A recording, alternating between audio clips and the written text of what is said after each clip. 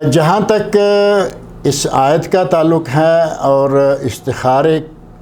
کے بارے میں جو کتب حدیث میں احادیث ملتی ہیں ان چیزوں کو سامنے رکھا جائے تو وہاں جو ہمارے عموماً معروف ہے، کہا جاتا ہے کہ آپ 2 رکعت استخارہ پڑھیں، دعائے استخارہ کریں، سو جائیں اور پھر آپ کو خواب آئے گا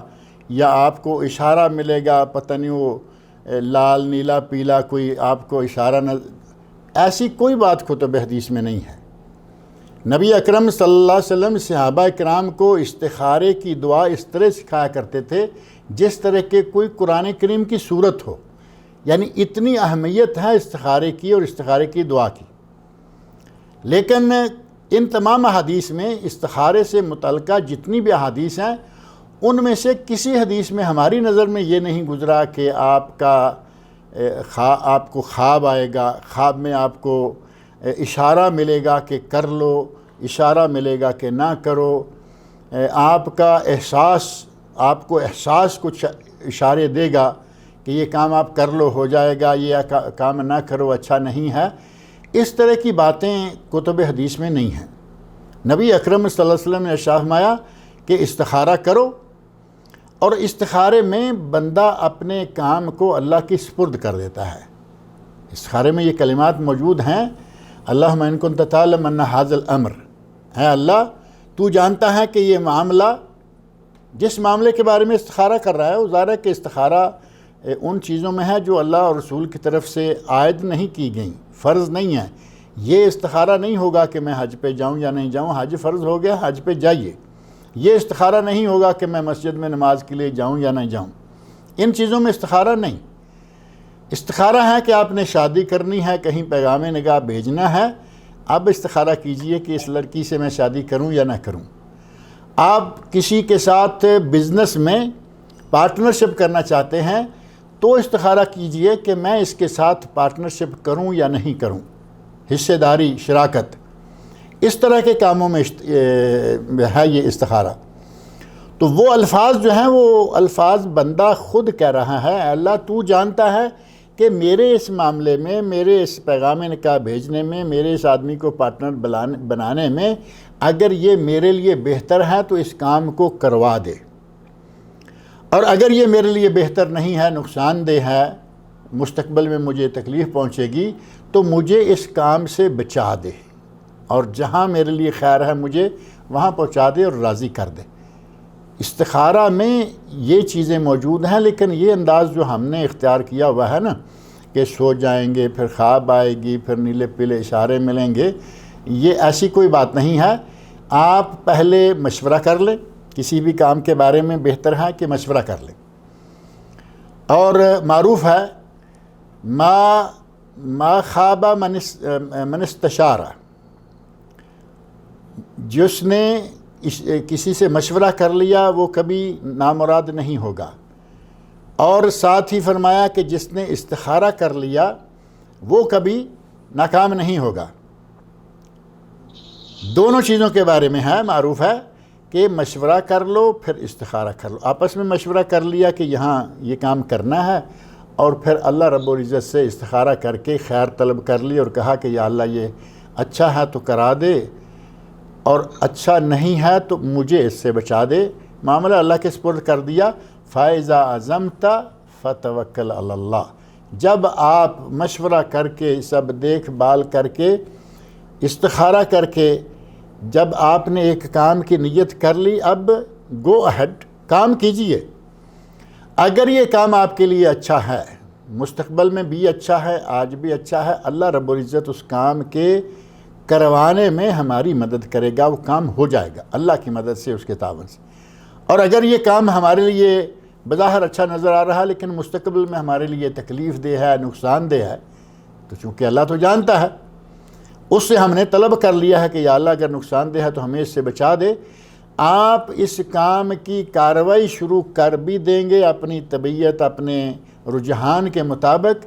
آخری لمحے میں جا کے بھی یہ کام رک جائے گا، نہیں ہوگا، کیونکہ اللہ رب العزت سے آپ نے خیر طلب کر رکھی ہے۔ لہٰذا یہ کرنا کہ استخارہ کیا ہے اب انتظار کرو، کئی لوگ ہیں مہینوں مسلسل روزانہ استخارہ کی. جی ہمیں ابھی تک خواب نہیں آیا، ایسی کوئی بات نہیں ہے. اللہ سے استخارہ کریں، خیر طلب کریں، معاملہ اللہ کے سپرد کر دیں، آپ اپنی کارروائی شروع کریں، اور آپ نے اللہ سے مانگ رکھا ہے خیر ہے تو کرا دے، شر ہے تو بچا دے. جو بھی ہوگا اللہ اس کے مطابق انشاءاللہ یا کرا دے گا یا آپ کو اسے بچا دے گا. یہ بات میرے علم میں بھی آئی ہے کہ ہمارے پاس اس سلسلہ کا فتویٰ جو عام طور پر آ رہا ہے وہ حیدرآباد سے ہی آتا ہے، حیدرآباد دکن سے، اور وہاں کی بھی جامعہ نظامیہ سے عید کے موقع پر بھی ایک فتویٰ آیا تھا رمضان کے آخر میں، اور اس وقت بھی ایک فتویٰ ان کا گردش کر رہا ہے، اور وہ کہہ رہے ہیں کہ قربانی کی بجائے آپ اپنے پیسے جو ہیں وہ کسی نہ کسی جگہ جمع کرا دیں. جبکہ صحیح بات یہ ہے کہ ہر دین میں قربانی اور نماز یہ دو چیزیں ہر دین میں موجود ہیں. کوئی بھی دین آپ لے لیں، قربانی اور نماز دونوں جگہ موجود ہے، ہر جگہ موجود ہے،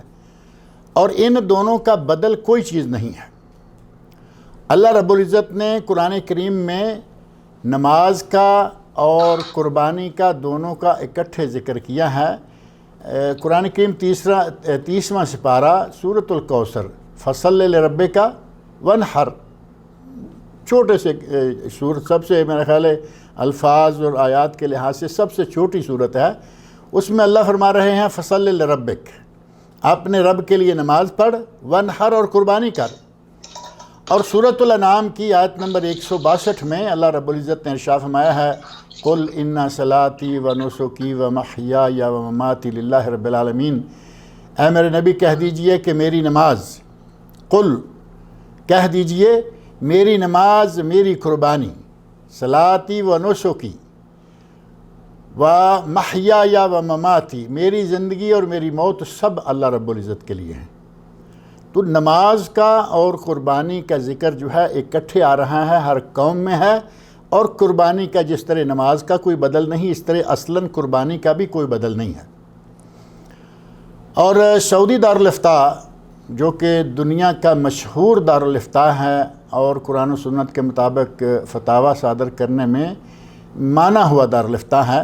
اس دارالافتاء نے یہ فتویٰ دیا ہے کہ قربانی سنت مؤکدہ ہے. جمہور اہل علم کے نزدیک، اگرچہ احناف کے نزدیک یہ اس سے بھی ایک درجہ بڑھ کر یعنی واجب ہے. اور کہا گیا کہ صدقہ خیرات کرنے سے قربانی کرنا افضل ہے. دارالافتاء کا فتویٰ ہے کہ صدقہ خیرات کرنے سے قربانی کرنا افضل ہے. لیکن ایک شکل ہے کہ ایک آدمی بیمار ہے، بیمار اس طرح کا ہے کہ خطرہ ہے کہ اگر اس کا علاج نہ کروایا گیا تو یہ مر جائے گا. ایسی بیماری جس میں اس کے مر جانے کا خطرہ ہے. اس کے اپنے عزیز و اقارب اور رشتہ داروں میں کوئی ایسا شخص نہیں ہے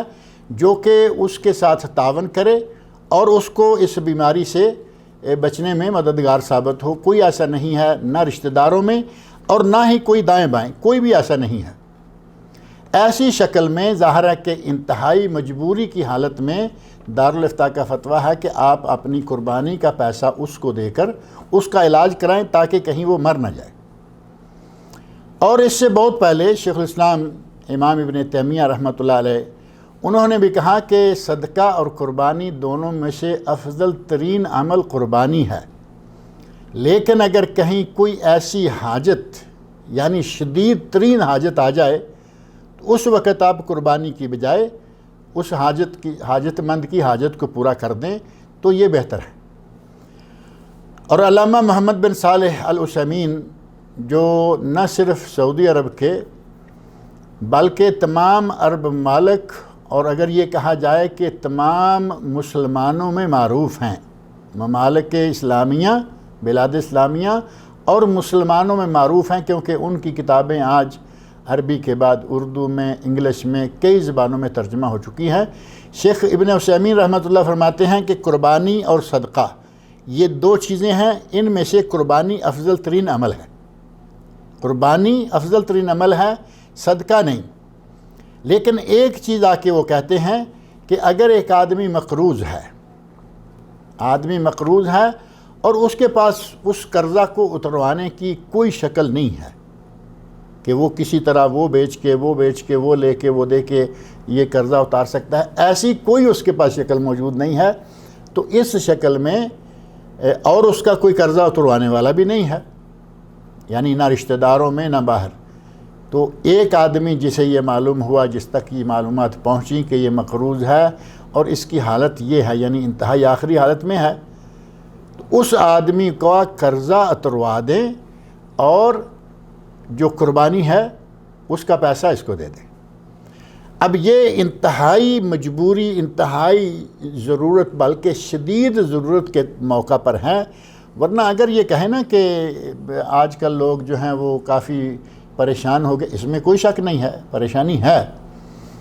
اور صحابہ کرام کے زمانہ سے لے کر جب سے یہ سلسلہ، تو قربانی کا سلسلہ تو معلوم ہے نا، یہ سنت ابراہیمی ہے، لیکن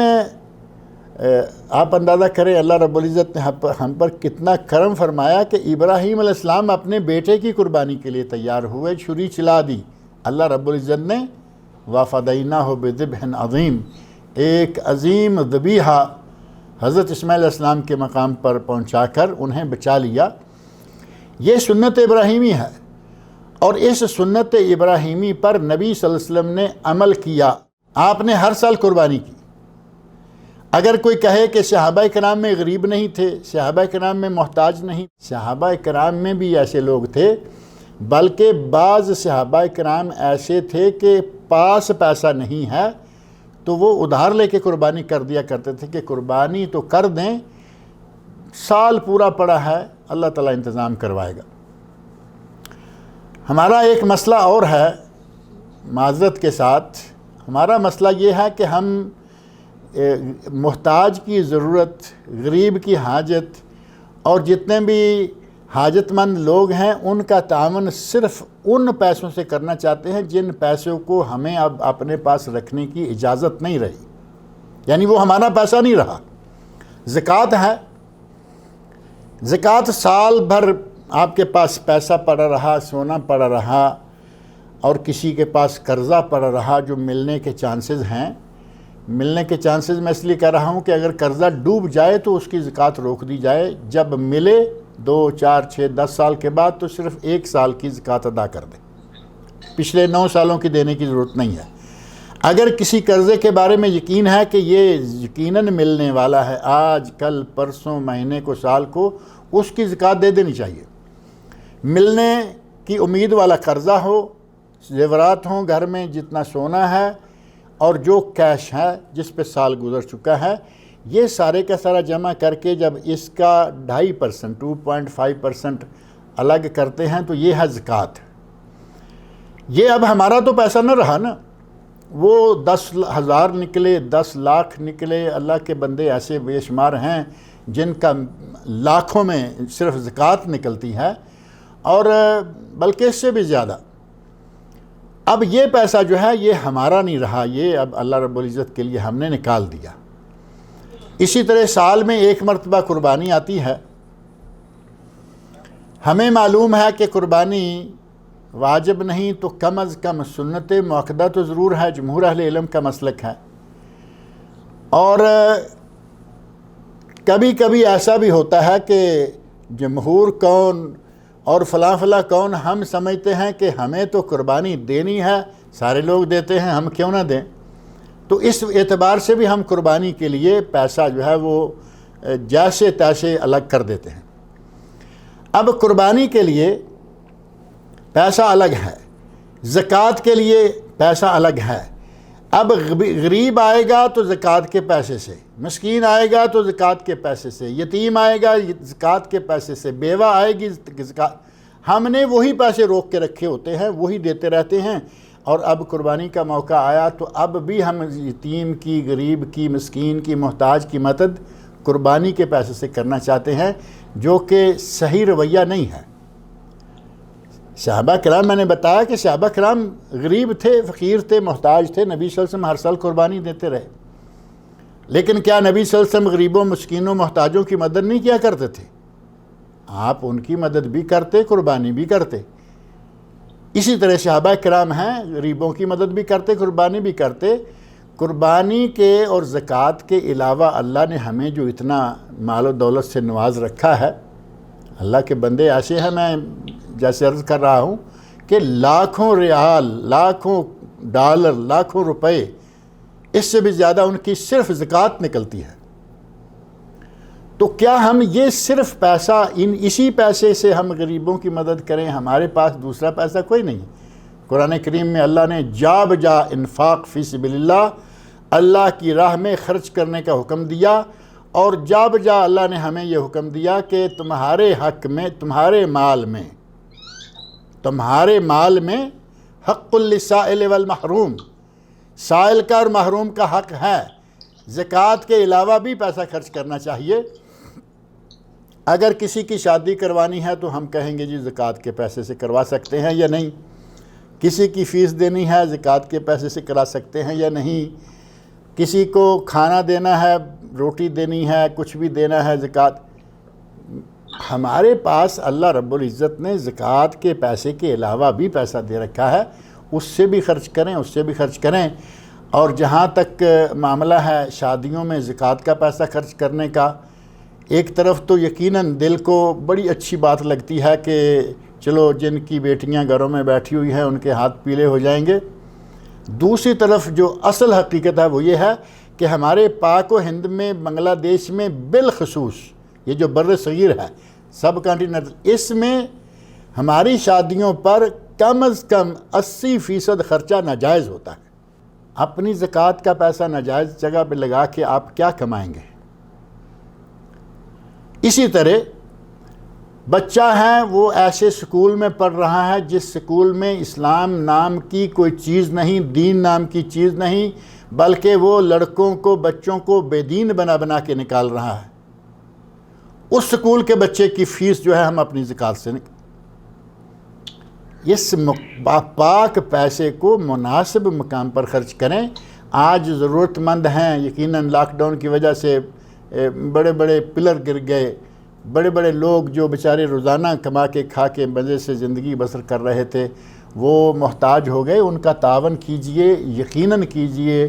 ضرور کیجئے، لیکن ضروری نہیں کہ صرف قربانی سے ہی کیجئے۔ ہاں، اگر کسی کے پاس اور پیسہ نہیں ہے، صرف یہی ہے جو قربانی پہ وہ لگا دے گا، اور اس کے ساتھ جیسا میں نے عرض کیا کہ کوئی وہ مقروض ہے جس کے قرضہ اتارنے کی کوئی شکل نہیں ہے، یا کوئی انتہائی شدید ضرورت مند محتاج مریض ہے جس کی موت کا خطرہ ہے، ایسی شکل میں قربانی کرنے کی بجائے پیسہ وہاں لگا دیں۔ اور یہ کہ مجموعی طور پر جیسے اس فتوے سے نظر آ رہا ہے، جامعہ نظامیہ حیدرآباد دکن کا فتویٰ ہے، وہاں سے تو لگتا ہے کہ وہ مطلقاً ہی کہہ رہے ہیں کہ قربانی چھوڑو، پیسے جو ہیں اس طرف لگا دو۔ یہ انداز تھوڑا پہلے ایک اور پارٹی کرتی آ رہی ہے جن کو پرویزی بھی کہا جاتا ہے، اصلاً وہ منکرین حدیث ہیں، اور کویت حکومت نے ان کو باقاعدہ سرکاری طور پر غیر مسلم قرار دیا ہے۔ وہ کہا کرتے ہیں کہ یہ ہوم ٹو ہوم سیکریفائس، گھر گھر قربانی، جانور پر ظلم، اور یہ اور وہ، چھوڑو ان کو، غریبوں کی شادیاں کراؤ، یہ کراؤ، وہ کراؤ۔ نبی صلی اللہ علیہ وسلم کی احادیث سے لوگوں کو دور کرنے کی وہ کوششیں کر رہے ہیں۔ نبی صلی اللہ علیہ وسلم کی احادیث سے لوگوں کو بہکا رہے ہیں، ورگلا رہے ہیں، دور کر رہے ہیں،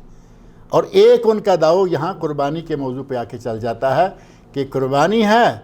تو اس کو چھوڑو، اور قربانی کی بجائے تم پیسے جو ہیں وہ بانٹ دو۔ قربانی ہے، اس کا بدل کوئی نہیں ہے، لیکن اگر آپ کے پاس اور کچھ نہیں ہے تو یہ 2-3 جگہیں جو میں نے ذکر کی ہے وہاں آپ قربانی کا پیسہ خرچ کر سکتے ہیں۔ اگر توکل کیا، استخارہ کیا، اور تمام تر جو آپ کے ہاتھ میں، آپ کے بس میں امور تھے شرعی وہ آپ نے اختیار کیے، اس کے باوجود کام نہیں ہوا تو دل میں ملال نہیں آنا چاہیے، آپ کو پریشان نہیں ہونا چاہیے، کیونکہ اب آپ یقین کر لیں کہ یہ کام آپ کے لیے اچھا نہیں تھا، اسی لیے نہیں ہوا، کیونکہ آپ تو پہلے کہہ چکے ہیں یا اللہ تو جانتا ہے، اگر یہ کام اچھا ہے تو کروا دے، اچھا نہیں ہے تو مجھے اس سے بچا دے۔ اللہ نے آپ کو بچا دیا، آپ یہ تو نہیں جانتے کہ فیوچر میں یہ کام کیسے میرے لیے برا تھا، لیکن وقتی طور پر ہمیں تکلیف ہوتی ہے، یہ بات ہمارے استخارہ کرنے کے خلاف جاتی ہے۔ تکلیف محسوس نہیں کرنی چاہیے، ملال نہیں آنا چاہیے۔ ملال خاطر آ گیا تو پھر اس کا معنی یہ ہوا کہ ہمیں توکل اور ہمیں استخارے کا مفہوم ہی نہیں آتا، کہ ہم نے استخارے میں پتہ نہیں کیا کہہ دیا تھا۔ استخارے میں آپ کہہ چکے ہیں، میں کہتا ہوں، آپ کہتے ہیں کہ یا اللہ کام میرے حق میں حاضر مستقبل ہر موقع کے لیے اچھا ہے تو کروا دے، اور اگر یہ کام میرے لیے اچھا نہیں ہے تو مجھے اس سے بچا دے۔ اللہ نے اسے بچا دیا کیونکہ وہ جانتا ہے کہ یہ میرے آپ کے لیے اچھا نہیں۔ ایسا آدمی جو دیکھ رہا ہے کہ میں جو قدم اٹھاتا ہوں وہ الٹا پڑتا ہے، جہاں جاتا ہوں بے سود پلٹنا پڑتا ہے، جو کام کرتا ہوں اس میں نقصان ہوتا ہے، تو اس کا معنی یہ نہ لے کہ وہ نعوذ باللہ اللہ اس کے خلاف ہو گیا ہے۔ وہ ایک جو سب سے پہلا اہم کام ہے وہ اس کو اختیار کرے کہ وہ کوئی بھی کام کرنے سے پہلے استخارہ ضرور کر لے۔ ہمارے عموماً ایسا ہوتا ہے کہ استخارہ جانتے نہیں، استخارہ کرتے نہیں، اور جب ایسا ہوتے چلا جاتا ہے تو پھر ظاہر ہے کہ انسان ہیں پریشان ہو جاتے ہیں کہ یہ کیا ہوا۔ سب سے پہلی بات انہیں یہ تاکید کریں اپنے اس بھائی کو، دوست کو، کہ جو بھی قدم اٹھائیں، جو بھی کام کرنا ہے، اس سے پہلے 2 رکعت نماز غیر مکروہ اوقات، یعنی عصر سے لے کے مغرب تک نہ ہو اور فجر سے لے کے طلوع آفتاب تک نہ ہو، باقی اوقات میں جب چاہیں، دن ہو رات ہو، وہ استخارہ کریں۔ اور دعا استخارہ جو ہے اس کے بعد دعا استخارہ کر لی، 2 رکعتیں پڑھ کے دعا استخارہ کر لی، اس کے بعد اس معاملے کو اللہ کے سپرد کر دیا۔ اب اگر اسے نقصان پہنچتا ہے تو یہ سمجھے کہ یہ کسی بہت بڑے نقصان سے اس کو بچا لیا گیا ہے۔ ہم سمجھتے ہیں کہ شاید میں جا رہا تھا، راستے میں میری گاڑی کا یہ نقصان ہو گیا، مجھے اتنا وقت لگ گیا، مجھے وہاں سے واپس آنا پڑ گیا، ہمیں یقیناً بہت تکلیف ہوتی ہے، لیکن ہم یہ تو نہیں جانتے کہ اگر اس سے اور آگے نکل جاتے، واپس نہ آتے بلکہ اپنے سفر کو جاری رکھتے، کیا معلوم، اللہ رب العزت تو جانتا ہے، ہمیں کیا معلوم ہے کہ آگے جا کے ایکسیڈنٹ ہو جاتا اور بہت بڑا جانی مالی دونوں نقصان ہو جاتے۔ اللہ نے ہمیں چھوٹا سا نقصان دے کے، یا اس سمے کے چھوٹے سے نقصان کے نتیجہ میں ہم بچ گئے، جان بچ گئی، بڑا نقصان بچ گیا، ہم ان باتوں کو نہیں سمجھ پاتے۔ اگر انہیں کوئی بھی کام کرنا ہے انہیں تاکید کریں کہ جو ہو چکا ہو چکا، اللہ کی ذات پر بھروسہ رکھیں، توکل رکھیں، ایمان رکھیں کہ وہ ہر چیز پر قادر ہے، اور استخارہ کر کے قدم اٹھایا کریں، انشاءاللہ تعالی خیر ہوگی۔ اور اس کے علاوہ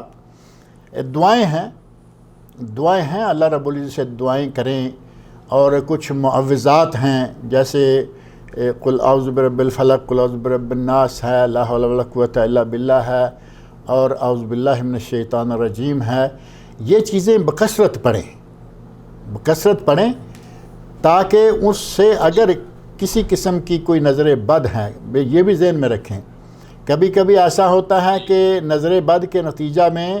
ایک آدمی ناکام ہو گیا، نظر بد کا دم کرے، رقیہ شرعیہ۔ نبی اکرم صلی اللہ علیہ وسلم سے بڑا متوکل کوئی نہیں۔ میں بار بار کہہ رہا ہوں کہ امام المتوکلین محمد رسول اللہ صلی اللہ علیہ وسلم، لیکن آپ دن میں رات میں کتنے معوذات پڑھتے تھے، اپنے آپ پر کتنا دم کرتے تھے۔ 5 نمازوں کے بعد یہ قل هو اللہ احد، قل اعوذ برب الفلق، قل اعوذ برب الناس، 5 کے بعد، لیکن فجر اور مغرب کے بعد 3 مرتبہ،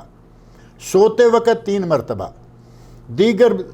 بہت ساری دعائیں ہیں جن میں اللہم انی اعوذ بک یہ الفاظ شروع ہوتے ہیں۔ یہ دعائیں کریں اور یہ معوذات پڑھیں۔ نظر بد ہے اللہ دور کر دے گا، کسی نے کچھ کرانے کی کوششیں کر رکھی ہیں، اللہ رب العزت ان کو بھی ناکام کرے گا اور اسے انشاءاللہ کامیابی عطا فرمائے گا۔ اور رقیہ شرعیہ یا دم کے سلسلہ میں بھی یہ بات ذہن میں رکھیں کہ ہمارے یہاں جیسے پہلے سوال میں بھی ایک بات آ گئی نا کہ دم جو ہے دم شرعی ہو، قرآن کریم کی آیات ہوں، نبی صلی اللہ علیہ وسلم کی احادیث ہوں۔ اگر ان شرعی چیزوں پر مشتمل دم یا رقیہ شرعیہ ہے، اس کے کرنے میں کوئی حرج نہیں ہے، لیکن اگر لوگوں کے بنائے ہوئے وظائف، گھڑے ہوئے وظیفے، گھڑی ہوئی دعائیں، گھڑی ہوئی چیزیں، حتیٰ کہ گھڑے ہوئے درود شریف، آج ہم کیا نہیں گھڑ رہے، ہر چیز گھڑ کے ڈال رہے ہیں۔ خالص کتاب و سنت سے ثابت شدہ جو رقیہ شرعیہ ہے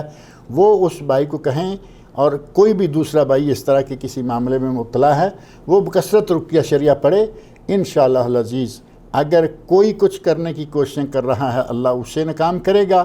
اگر کسی کی نظر بد آئی ہے تو نظر بد کو اللہ تعالیٰ دور کرے گا۔ اور یہ رقیہ شرعیہ حرمین شریفین کے جو ائمہ ہیں، خطباء ہیں، شیخ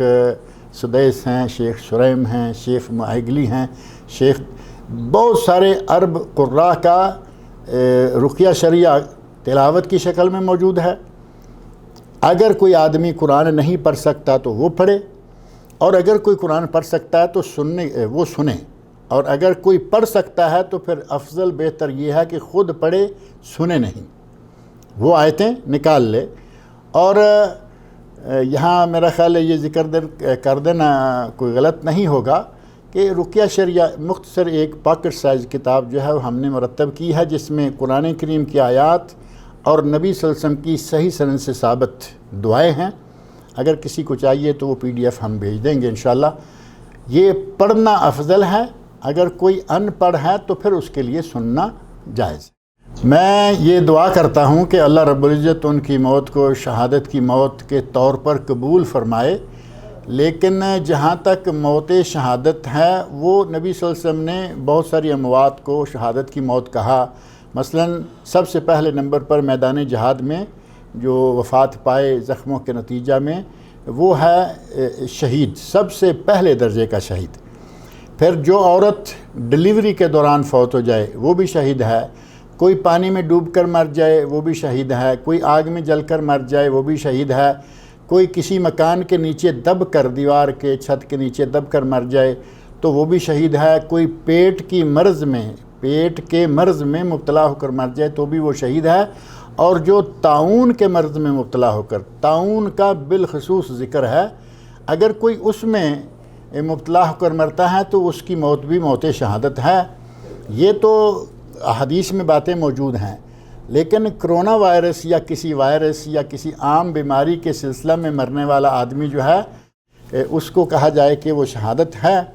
اس موضوع پر کوئی حدیث میرے ذہن میں نہیں ہے، لیکن میری دعا ہے کہ اللہ تعالیٰ ان کی موت کو شہادت کی موت کے طور پر قبول فرمائے۔ یہ محض ایک سبب ہی ہو سکتا ہے، واقعہ ہی ہو سکتا ہے کہ اس کا چہرہ دائیں طرف مڑ گیا، ورنہ اس میں کوئی ایسی خاص بات یا کوئی معجزہ، کوئی کرامت، کوئی چیز نہیں ہے۔ ایسا کبھی ہو سکتا ہے کہ کسی جھٹکے کے نتیجہ میں یا کسی بھی وجہ سے اس کا چہرہ دائیں طرف مڑ گیا، اچھی علامت کہہ سکتے ہیں، لیکن یہ کوئی ایسی خاص فضیلت والی بات شمار کیا جائے تو اس کے بارے میں کوئی چیز نہیں ملتی۔ اللہ تعالیٰ ہماری، آپ کی اور سارے سامعین ناظرین کی مجلس کو اللہ تعالیٰ قبول فرمائے، اور اللہ تعالیٰ ہمیں آپ کو بیش از پیش دین کی خدمت کی توفیق عطا فرمائے، اور اللہ تعالیٰ ان سب ہماری جہود کو اللہ تعالیٰ قبول بھی فرمائے۔ بارک اللہ فیکم و جزاکم اللہ خیر۔ السلام علیکم ورحمۃ اللہ وبرکاتہ۔